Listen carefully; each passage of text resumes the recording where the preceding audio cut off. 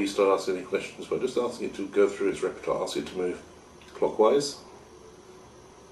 And it will take a little while. It's not going to be an instantaneous, we're not all living in Charmed.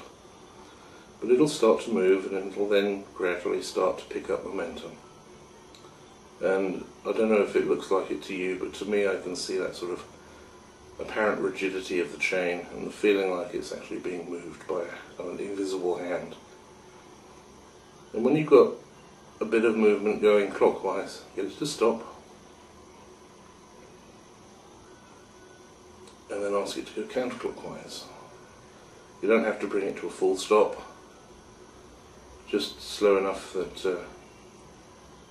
you're not going to give yourself a psychic hernia by changing the direction. So there we go, it's going counterclockwise. And then get it to stop again. Obviously I've been doing this for years. It might take a little longer for you to get it going. It's a matter of practice, practice, practice. Let's try backwards and forwards.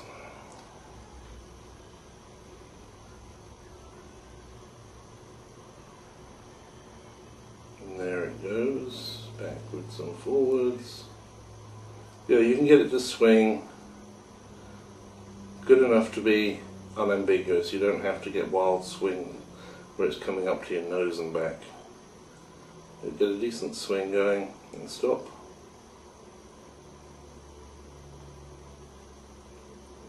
And then get it to swing side to side. Like so.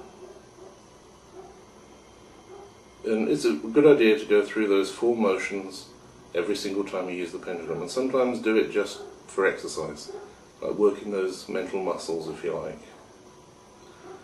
And then you've got to decide, you can choose one of those 4 things for a yes, one of those 4 things for a no. I also like to choose a third one for don't know, and a final one for don't want to answer. But that gives you a fairly decent range, and then you can say things like, am I male?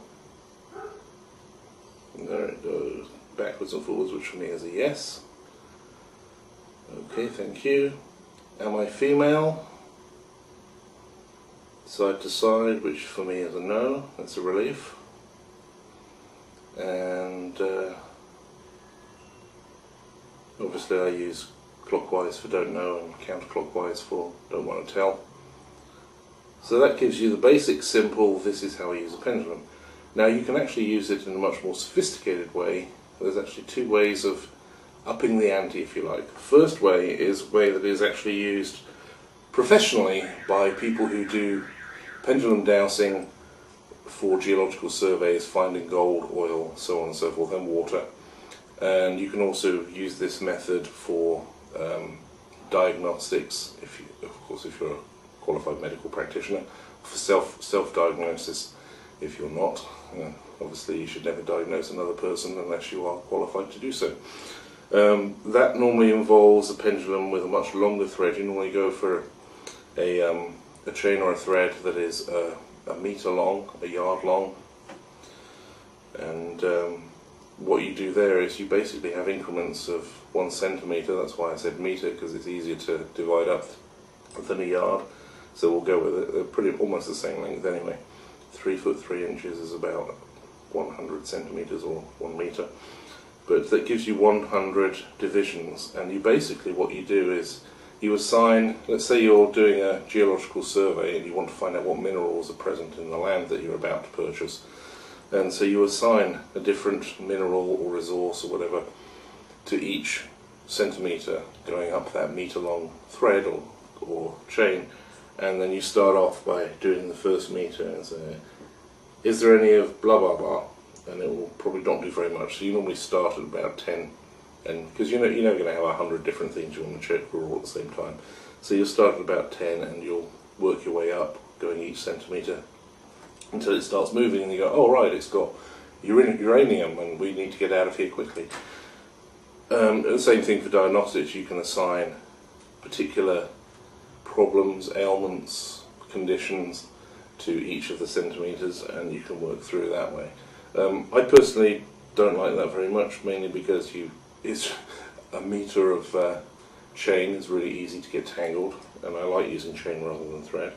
A metre of embroidery thread is even worse. The other way of making it more sophisticated is much more manageable in my personal opinion, and that's with the use of charts. Now, this is a collection of charts, and I'm actually going to put this as a PDF file on the Crooked Path website so that you can download it and play with it.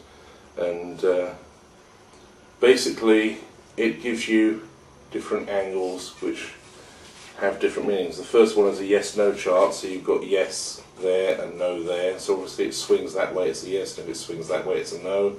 And it's also got half, quarter, half and three-quarter there, so you can, you know, mostly yes, mostly no, and so on and so forth. But let's just have a look at another chart. This one has percentage probabilities, so you can do some prognostication work with that. And you can keep going with all sorts of weird and wacky things.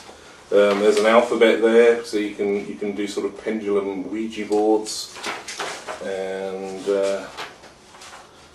here's one for self-diagnosis. Systems of the body: psychological, respiratory, circulatory, sympathetic, digestive. What's wrong with me? Bang, bang, bang, bang, bang. And so on and so forth. There's all sorts of things: light and colour, nutrition, food allergies, plant soil chart, healing remedies, all sorts of stuff like that. So it's a useful tool for giving you more sophisticated answers, and it's also a lot of fun to play with, just to practice. Obviously, the more often you do pendulum work, the easier it's going to get. So that is it. I hope you enjoyed it, and I hope you'll tune in for the next one. Thanks a lot.